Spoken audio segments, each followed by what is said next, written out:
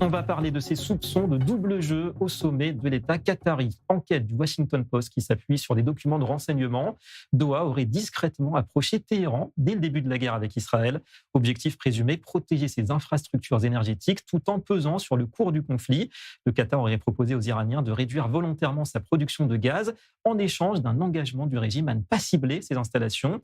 Manœuvre censée faire grimper les prix mondiaux de l'énergie et donc accentuant la pression sur Washington et ses alliés pour mettre un terme rapide à la guerre. En gros, le message des Qataris à Téhéran, vous pouvez atteindre vos objectifs stratégiques face aux Américains sans s'en prendre au Qatar. 3 questions ce soir pour Ariel Admoni. Bonsoir et merci à vous. Vous êtes expert du Qatar à l'Institut de Jérusalem pour la stratégie et la sécurité, JISS. Alors le Qatar qui aurait donc instrumentalisé, si on comprend bien, le levier énergétique pour influencer une issue du conflit favorable aux intérêts de l'Iran. Est-ce que c'est aussi votre interprétation? Et si oui, est-ce que ça vous étonne de la part du Qatar?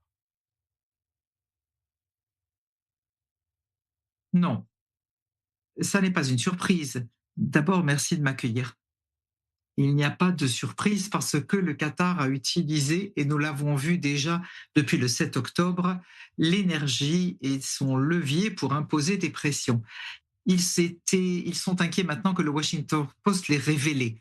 Ça a été révélé par le ministère des Relations internationales et maintenant c'est la presse qui s'en saisit et le Qatar a voulu utiliser le levier de l'énergie pour faire pression sur la guerre parce que la guerre est plus dangereuse pour le Qatar que pour même les autres pays du Golfe. Ouais. Et l'attitude américaine, c'est-à-dire de fermer les yeux face à ce double jeu du Qatar, clairement, vous la comprenez, cette attitude, une affaire d'intérêt stratégique et économique du point de vue de Donald Trump?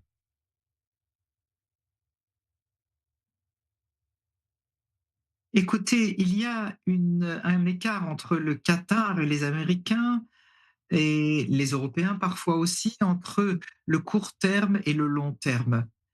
Les Européens et les Américains pensaient comment les Qataris pourraient rapidement régler des conflits, pas seulement pour l'Iran, en face de l'Iran, mais en face du Hamas et aussi pour le Liban et même parfois pour l'Afrique, le Congo et le Rwanda. Par contre, sur le long terme, on l'a vu avec les 6 milliards où le Qatar a parlé et a fait le pont entre Biden et les Iraniens pour libérer les otages pour de l'argent que le Qatar voulait détenir dans ses banques en temps réel.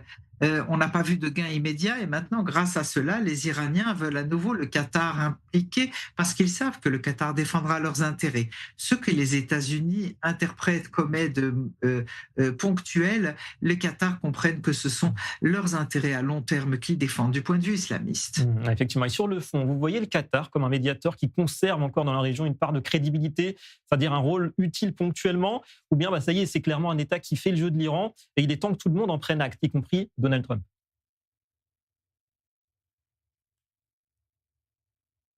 Ça dépend de quel point de vue vous posez la question.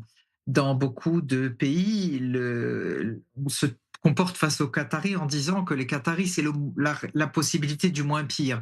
C'est-à-dire qu'ils nous aident à arriver à un accord sans comprendre en réalité les dégâts sur le long terme. Non, la médiation du Qatar est très destructrice parce que dès le début, ça crée des avantages aux côtés islamistes aussi pour les Occidentaux de certains points. Et donc c'est pourquoi on revient toujours aux Qataris. Et dans certains des cas, il peut y avoir des intérêts économiques, comme dans le cercle rapproché de Trump, Kushner, Witkoff et autres. Mais donc, à mon avis, le Qatar ne peut pas continuer à être un médiateur.